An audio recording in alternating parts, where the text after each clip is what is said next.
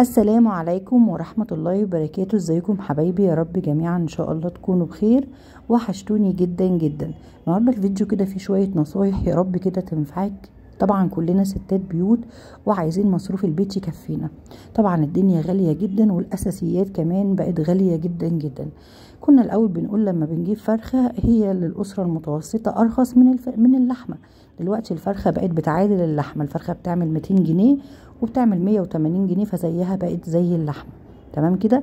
فاحنا علشان نمشي دنيتنا وفي نفس الوقت ما نحرمش ولادنا هنحاول ان احنا ندبر الدنيا. اول ما ناخد المصروف كده نبتدي ان احنا نظبط حياتنا ونشوف هنعمل ايه. طبعا انا نزلت كنت عند ماما، فماما قالت لي انزلي هاتلنا بانيه وهاتلنا فراخ. انا نزلت لقيت البانيه غالي جدا، والستريبس طبعا اللي هو زيه زي البانيه ب 180 جنيه وب 170 جنيه. فقررت ان انا اجيب لها 3 فرخات. تمام كده. طبعا كانت اختي جايه لنا تاني يوم وهنتغدى كلنا مع بعض، فقلت لها انت محتاجه البانيه؟ قالت لي اه. فقلت لها خلاص انا هجيب لك 3 فرخات كبار وهطلع لك منهم واخلي لك بانيه.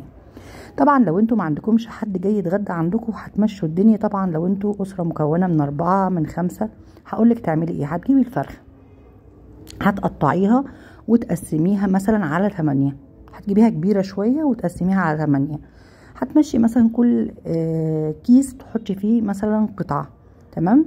على قد الفرد. ما هو احنا مثلا ممكن ما نقدرش ندي نوايب، يعني ما نقدرش ندي نايب كامل، فهنمشي الدنيا وفي نفس الوقت مش هنحرم ولادنا. معاكي اكتر ادي يا ستك كل النايب كله. هنا كانت الفراخ لما جبتها من عند المحل وكنت لسه محطتهاش غسلتها، فانا هنا غسلتها بس غسلتها نص غسله، يعني مش الغسله التمام اللي هي من الاخر. غسلتها نص غسله، حطيت لها ملح وليمون وبعد كده صفيتها وهاخدها بقى اخليها معاكم. واحنا بنخليها كده مع بعض هندردش ونقول كل حاجه كده ونشوف احنا هنعمل ايه. طبعا احنا علشان زي ما قلت لكم في بدايه الفيديو كانت اختي جايه تتغدى عندنا هي وولادها، فمش معقوله طبعا هندي حته مثلا او كده، لا لازم هندي نوايب. لا يعني هندي مثلا الربع فرخه كامل. لكن انت دلوقتي مثلا اهو انت ما عندكيش دلوقتي عزومه ولا عندك مثلا حد جاي يتغدى عندك، هتمسكي كده الفرخه تقطعيها 4/4. تمام كده يا ست الكل.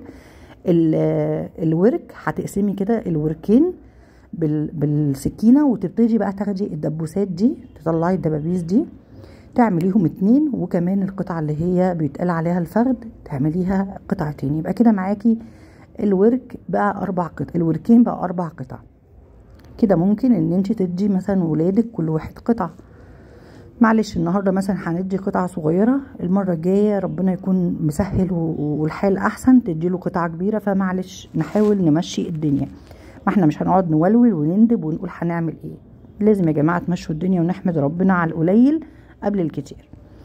بصوا بقى هنا انا طبعا زي ما قلت لكم ماما كانت عايزه بانيه او استريبس، فانا قلت لها انا هعمل لك من الفراخ استريبس وكده. فجبت بقى الفراخ حجمها كبير، كانت الفرخه معديه ال 2 كيلو وربع، يعني كانت الفرخه عامله 2 كيلو 300 حاجه زي كده. فطلعت منها الجلد وبدات ان انا هخلي الصدور. طبعا دي طريقتي انا في خلي الصدور. شوفي انت لو طريقتك احسن مني في خلي الصدور فخليها. عايزه اقولك بقى ممكن تعملي ايه كمان. طبعا انا هنا هخلي الصدور هعملها ستريبس. انت ممكن بقى تاخدي لو انت اسره صغيره مثلا 3 انفار، والله العظيم صدر واحد من اللي انا هقطعه فص واحد ممكن تعمليه مع بصل وبقدونس وشويه بقسماط، تطلعي منه كفته وتعملي منه صينيه بطاطس. ممكن تقطعي وتعملي منه صينيه نجريسكو بصدر واحد. بصدر واحد. ما احنا لازم نمشي الدنيا يا جماعه. شويه فلفل الوان على شويه بصل هتمشي الدنيا. كل واحد يا جماعه يمشي دنيته ويمشي ظروفه. ما نقعدش ننفر ونقول احنا مش عارفين نمشي البيت. لا هنمشي ان شاء الله، واحنا ستات بيوت شاطره. انا هنا قطعت الكتف كده بالجناح. طبعا السكينه اللي معايا كانت رزله شويه فانا غيرتها بعد شويه علشان كانت رخمه شويه. قطعت بقى الكتاف كده. الكتف ده يا جماعه اللي هو الجناح دلوقتي بيتباع ب50 وب55 جنيه. تمام. فاحنا هنطلعهم هيطلع معانا من الفرختين 4. ممكن تجيبي عليهم كمان كيلو او نص كيلو وتمشي يوم على صينيه بطاطس. بصوا بقى كده بدات ان انا اخلي الصدر علشان مش عايزه اهدر كتير، يعني انا مش عايزه اهدره. فببتدي بقى ان انا بالسكينه كده يعني اجرح كده من عند العضمايه علشان اسلك اللحم كله من الصدر. طبعا لو طلع حاجه مش يعني غصب عني هتطلع طبعا حاجات بسيطه فمعلش بقى يعني ايه، ماما استفادت برضو منها، هقول لكم استفادت منها ازاي. هبتدي ان انا بقى اطلع كده كل الصدر الفص ده.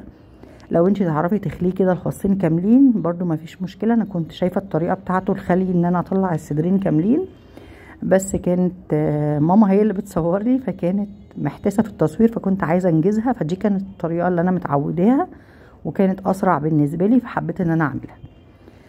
المره الجايه ان شاء الله اخلي لكم الفص كده كامل مع بعض.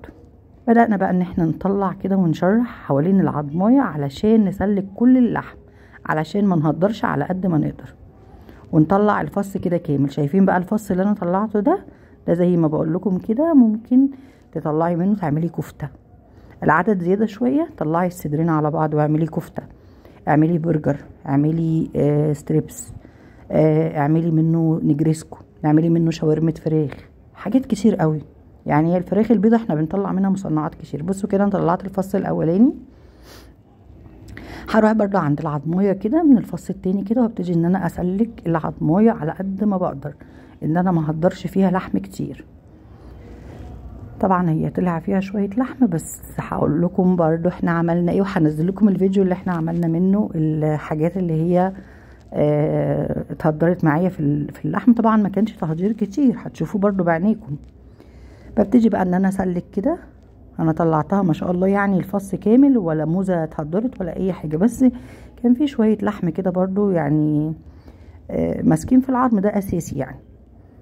بصوا بقى بسلك كده واطلع بقى كل اللحم بالطريقه دي. شايفين ما شاء الله كله طلع معايا، ومفيش اي حاجه بقى ايه يعني اتهدرت كتير، يعني حاجه بسيطه اهي قوي انتوا شايفينها بعينيكم في العظمايه. طبعا احنا علشان اختي كانت جايه عندنا، فاضطرينا ان احنا نعمل الفرخه اللي هي التالتة سليمه، وخدنا كمان الوراك اللي احنا خليناهم من دول علشان العدد. فمش هينفع ان احنا ندي حد مثلا جاي لنا ضيف قطعه.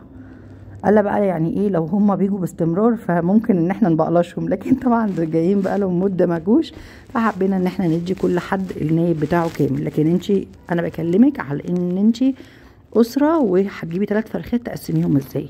بصوا دي كده العضمايه، شايفين بقى كل اللحم ده امي طلعته بالسكينه وطلعته قطعته مع طبق الكبد والقوانص، وعملت منه حته اكله تحفه. هتشوفوها معايا في الفيديو اللي جاي على طول، هنزله لكم ورا ده. بصوا بقى دي قطعه اللي هي بيقولوا عليها الفيليتو، شايفينها طالعه سليمه ازاي.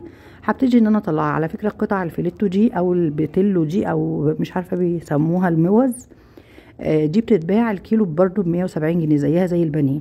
انا هنا هفتح الصدر على 2، حطيته كده هفتحه على 2 وهقطعه صوابع ستريبس. تمام، ما حبيتش بقى ان انا اطول عليكم الدنيا. قطعت بقى ستريبس زي ما انتم شايفين. طبعا الطبق الكبير اللي قدامنا ده زي ما قلت لكم علشان عندنا ولاد اختي جايين، وطبعا احنا انا وامي واخويا وعيالي وكده، فطبعا ان احنا مضطرين ان احنا نعمل العدد ده كله. لكن انتي لو حتى زودت هنا، كنت جايبه صدر هقطعه مع ده صدر زياده كنت جايباه، لو شفتوه في بدايه الفيديو كان خارج ال3 فرخات، فحطيته برضو علشان اسلقه معايا، وهتشوفوا برضو الفيديو اللي انا عملت منه الاكل ده. طبق الكبد والقوانص اللي هي كانت 3 كبد و3 قوانص و3 قلوب، قطعنا عليهم اللحم اللي كان ماسك في عظم كله. بصوا ما هدرناش حاجه خالص، ما فيش حاجه اتهدرت. هتشوفوا معايا العظميه دلوقتي عامله ازاي. امي ما عتقتهاش، قالت والله ما هعتقك، هفضل اوريكي والله. وفعلا ما شاء الله عليها امي ست مدبره، عملت لنا تاني يوم اكله حلوه قوي بيهم، هنزلها لكم زي ما قلت لكم. بصوا ده كده الستريبس طلع معايا حوالي 1.4 كيلو من الستريبس. لو انت عايزاه بقى تقطعيه شرايح بانيه برضو هيطلع معاكي في حدود 1.4 كيلو، لان هو كان ما شاء الله يعني الطبق كان مليان وكان تقيل، فكان عامل معايا بتاع حوالي 1.4 كيلو. الفرختين طلعوا لي الكميه دي. وهنا معايا اللي هي الجناح بالدبوسه بتاعته، والعظم اللي هو خلينا منه اللحم اللي قلت لكم عليه اللي هو القفص الصدري بقى بتاع الفرخه. طبعا الاجنحه دي ممكن تجيبي عليهم كمان مثلا كيلو وتعملي بيهم يوم اكله، تمشي مثلا بيهم بصينيه بطاطس، بصينيه كوسه، ممكن تعمليهم كنتاكي. فنمشي بيوتنا يا جماعه ونحمد ربنا ونقول الحمد لله. ده الطبق اللي بقول لكم عليه، قوانص على كبد على لحم الفراخ اللي كان في القفص الصدري اللي انا خليت منه الفرختين. وزي ما بقول لكم نحمد ربنا على القليل قبل الكتير. الحمد لله يا جماعه، ما حدش يقول بكره هنعمل ايه، بكره ده بتاع ربنا وبكره بيجي برزقه. والحمد لله يا رب العالمين على كل حال. ربنا يا رب يكرمنا جميعا، والدنيا كده ان شاء الله تهدى شويه، والاسعار ان شاء الله تتظبط شويه، وربنا معانا جميعا يا رب. وما تنسونيش في لايك وشير، والسلام عليكم ورحمه الله وبركاته.